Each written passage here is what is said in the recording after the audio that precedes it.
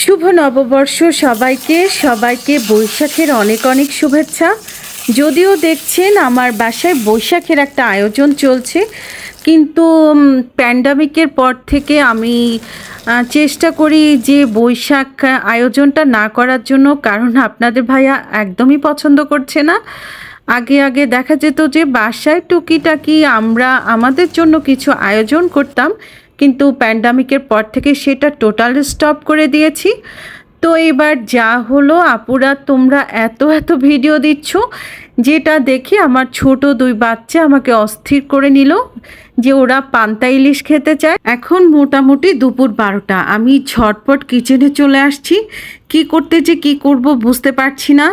এই তো এখন বেগুন পোড়া দিলাম আর ফ্রিজ থেকে কিছু ভাত নিয়ে ভিজিয়ে নিলাম, যেটা পান্তার ফ্লেভারটা পাবো কি না জানি না। যাই হোক, চেষ্টা করছি, বাচ্চারা যেহেতু চাচ্ছে একটু ভর্তা যা যা আছে এগুলি তো আমাদের বাসায় মোটামুটি শুটকি, টমেটো, বেগুন যা আছে এগুলি দিয়ে একটা আয়োজন করে নিচ্ছি। আর ইলিশ মাছ কিছু ছিল ফ্রিজে, সব ভিজিয়ে আমি মোটামুটি কোমর বেঁধে কিচেনে চলে আসছি। তো আমি বেগুন ভর্তা, বেগুন ভাজি, এই তো বেগুন ভর্তার জন্য, বেগুন ভাজির জন্য সব গায়ে হলুদ মাখিয়ে নিলাম। বেগুন টমেটো মোটামুটি পোড়া শেষ। এখন দেখেন এই যে শুকনো মরিচের বোটাগুলি খুলতেছি না, এগুলির শব্দটা যে এত মজা লাগে।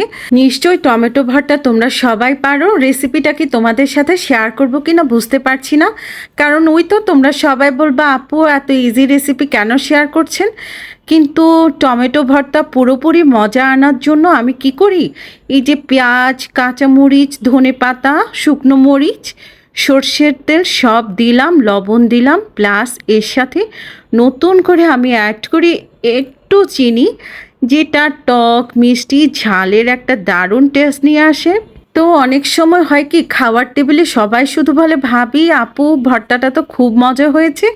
ওই যে বললাম তোমরা সবাই পারো, কিন্তু টুকিটাকি একটু চেঞ্জ আমাদের খাওয়ার টেবিলের মজাটাকে একটু বাড়িয়ে দেয়। এই যে চিনিটা অ্যাড করলাম, এটার জন্য টক মিষ্টি একটা ফ্লেভারে ভর্তাটা কিন্তু অনেক মজার হয়ে যায়। এখন আমি বেগুন ভর্তা করছি। বেগুন ভর্তা অবশ্য চেঞ্জ কিছু না, এটা এমনিতেই মজার। এই তো যা যা দিই, পেঁয়াজ, শুকনো মরিচ, ধনেপাতা, সর্ষের তেল, লবণ সব কিছু দিয়ে আমি ভালোভাবে মেখে নিলাম।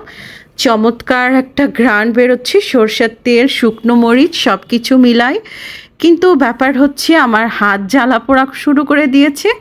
তো এর ফাঁকে আমি ফ্রিজ থেকে যে ইলিশ মাছটা বের করলাম সেটা এতক্ষণে ভেজেছে, অনেক টানা হেঁচড়া করে বের করতে হলো। তো যাই হোক, এখন আবার ইলিশের গায়ে হলুদ দিচ্ছি।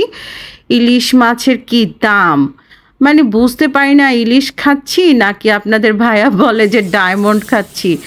যাই হোক, এখন দাম হোক আর যাই হোক, বাচ্চারা চেয়েছে, আমি একদম ফ্রিজের চিপা চাপায়, আমি তো জানি একটা দুইটা ইলিশ আছে, সেটাই বের করে নিলাম।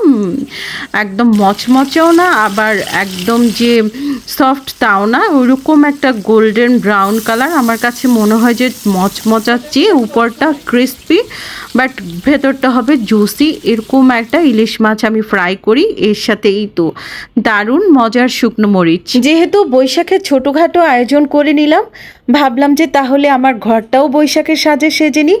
সেটা নেক্সট ভিডিওতেই তোমাদের সাথে শেয়ার করব। আজ এই পর্যন্তই, আল্লাহ হাফেজ।